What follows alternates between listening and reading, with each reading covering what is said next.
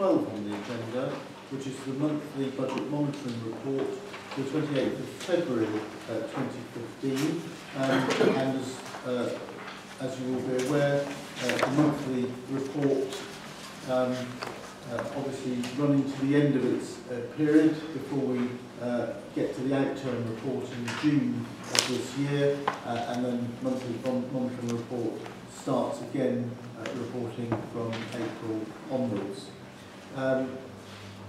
Further progress has been made, and that progress is identified from item 7 on page 3 onwards, and some favourable changes on this occasion, identified in the paragraph 8, and £556,000, 400 of it from children's social care and 156 from other services, together with 2 other sources of funding at paragraph 9, has enabled us to make an early allocation prior to the close down and outturn statement, and those are identified at 9 in the report, and they total £1.12 million.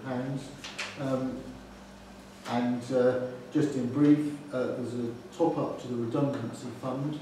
In Bournemouth, we've done our utmost to ensure that redundancies, where they become necessary, have been voluntary in most cases, but increasingly, as austerity bites, as the effects of the council losing 50% of its government grant has an impact, there will be an increase in those compulsory redundancies. But I'm happy to say that compared to most unitary authorities, they still are very low in number, and that's an important factor to remember. But in order to pressure, to ensure that we deliver on those efficiencies, obviously we need to have a fund for redundancy. It can't all be funded through the service, and where it can't be done, then it calls on this central fund, and hence the top up of 540,000. Further money into road rescue and smart streets of 130,000, and the different categories of those are identified at 9B, and that's really more of the same. We've been doing this now for some years, and periodically we need to top up those funds in order that we can carry on putting additional funding into items like pothole repairs, improving street furniture, and the street cleaning and deep cleaning and shopping areas that we talked about earlier. And all of that is expenditure over and above their base budget. And so we're finding that the source out of the council's revenue funds. The other 2 are seafront event strategy, £250,000, which I'm sure many in this room will be pleased to see. The tourism industry very definitely is, and the Bournemouth Tourism Management Board are very relieved that the council has allocated further funding to events, and that includes Friday night fireworks and some of the other entertainment that comes forward, particularly in the summer season, to support tourism economy. And then finally a provision for potential land searches claim, which is something that is being experienced by the majority of local authorities up and down the country, and it's therefore prudent to allocate something to a provision for that, as you would expect. And so we've got a whole range of issues there, but I think the message is that in the lead up to the close down, the budget is delivering on what we've said throughout, which is that we will end up in balance or better. And I'm grateful to the Chief Executive and the Executive team for enhancing and endorsing that message throughout the course of the year, and in particular the work that's been undertaken by Rob Ingleton, who's the Service Director for Strategic Finance, and of course Ian Milner, the Acting Executive Director for Finance. And I therefore move the recommendations contained in the report and look for a seconder. Councillor Williams. Just before I go to questions, I wonder, Mr Milner, whether there's anything you want to add from the point of view of finance? Thank you, Leader. Yeah, I wouldn't mind adding the fact that the outcome actually demonstrates that proactive action that the Council's taken collectively in addressing the pressures that emerged in Q3, which, as you remember, were quite significant. And I think that stands in good stead going forward, as we know we're experiencing significant pressures going forward. So the fact there's collective accountability and responsibility towards the overall Council position in financial terms will stand us in good stead. Well, thank you for that. I can't overemphasise the collective work that's been undertaken to get us to this position. I'm sure there are many authorities who would like to know how it's done. And we've managed to do it again this year. It's not easy. It might look relatively straightforward, but service by service, director by director, under extreme pressure, not only to deliver those services, especially when they're demand-led, but also to come out in balance or better at the end of the day.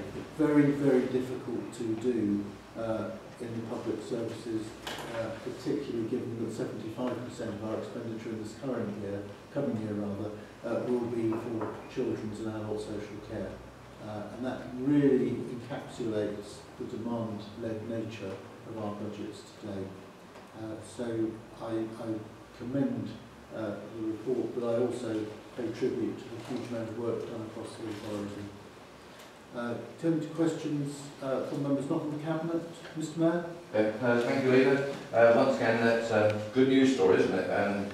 With the improved position financially. And I know you've already touched on it, the seafront event strategy. I was concerned that I heard that there might not be the same kind of entertainment taking place down there this year. And it's been so great the last couple of years since the IMAX was demolished, with everything's taking place down there. I'm so pleased from the point of view of both residents and visitors that there will be entertainment taking place on waterfront sites, and thank you very much all concerned for making that possible. Thank you, Mr Mayor. Questions or comments from members on the Cabinet? Councillor Fyfe. I really feel that to suddenly produce £1 million+ worth of savings and efficiencies is incredible. And if one looks through the agenda today, I don't think I can remember a Cabinet meeting of any shape or description over the past years where so much positive information, so much good news has come forward. And I too would like to support your thanks to the Chief Executive, Mr Milner, Mr Ingleton, and including yourself as leading this. This has been a tremendous effort.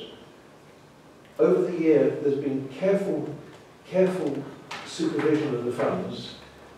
I have to repeat again, 5 years council tax static situation, and when there were problems, and within this particular period that's been reported on until the 28th of February 2015, to suddenly produce 1.12 million worth of efficiencies and savings, it is incredible.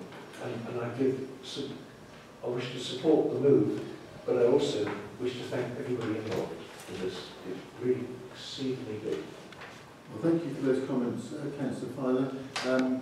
I think I would perhaps say that it isn't so much sudden, it's about bringing together from a very diverse range of services, of course, and never being sure until you're very well advanced in the year as to whether those demand-led services are going to need more resource or not. Very high-risk area for all councils, or unitary councils, and of course this takes us to the 28th of February, this report, and the year ends a month later than that, which is why the outturn report in June is so important. And it isn't predictable, and you have to take it month by month as you come towards the end of the year. And if you have a number of initiatives that are working in harness with each other, you're more likely to end out in surplus, but there's no guarantee. It only takes a small blip to have a big impact on the outturn. And so we've taken a very prudent approach. We haven't jumped to a conclusion earlier in the year and spent the money. We've held back, and then we've allocated it when we know that we can deliver on those promises. So thank you for those comments. Could I just add one request? Certainly. Under 9B, Road Rescue and Smart Streets, £130,000 has been allocated. Can this be sent in detail to Southgate Road? Because in the past, the moves have been made in Cabinet and the details haven't always been forwarded in precise detail. No, I can assure you that they are aware of this breakdown, and indeed in helping to make sure that they drive forward with these initiatives, as we have done now for years. They needed to know that because some of those budgets were virtually expired, and they were asking the question, you know, can we commit to more work, or do you have the funding to provide for it? So they have had that assurance, but I'm sure that Mr Cotton can take that message back and reinforce it to Southgate Road anyway. So we've got a move that's been seconded. We'll now go to the vote. All those in favour, please indicate. It's all in favour. Thank you very much.